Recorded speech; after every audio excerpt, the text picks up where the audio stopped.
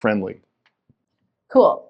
So there's a whole theme there and a takeaway around stages of marketing and also the things that everyone, I'll fill in a couple of the other blanks here. So we talked about organic marketing as being a lever you can pull.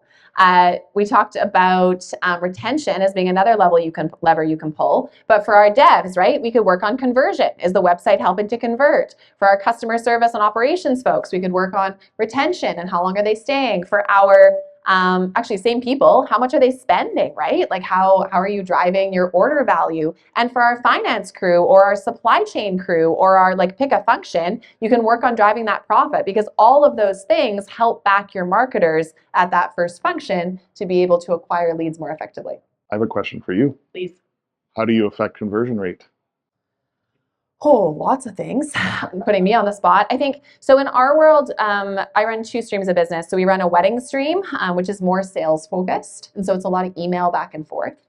And then we run a B2C stream, so a consumer stream, which is your traditional e-commerce. And so the obvious answer to either of those is make the customer journey more effective as you go through. So reduce friction. So take out any of the points where they might have a question but it wasn't answered, or they're dropping off because they didn't know what to do next, or whatever. Like hold their hand through the funnel.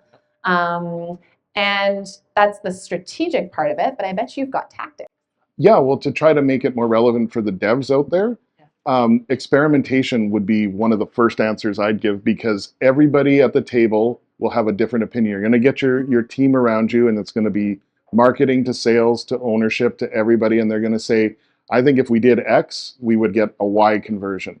That's a hypothesis, and what you need is a practice or a framework to drop that hypothesis into and convert it to an actual outcome. And experimentation is the answer. So the way this weaves back for devs is oftentimes when we're working with site owners and devs who have created the site is there's some friction in some cases where devs worked hard to put this site up and they're opposed to change. If we saw a dev team, and we have in the past, that embraces experimentation, those are typically the sites that we get that just flourish naturally and a lot more smoothly. Yeah. One of the things we got into years ago, and we've gotten away from it, Kelly, but we had a marketing person with us who was really big on marketing experimentation sprints. And so we worked in a 2-week sprint cycle, just like the devs did, on here's the experiment, here's the result, here's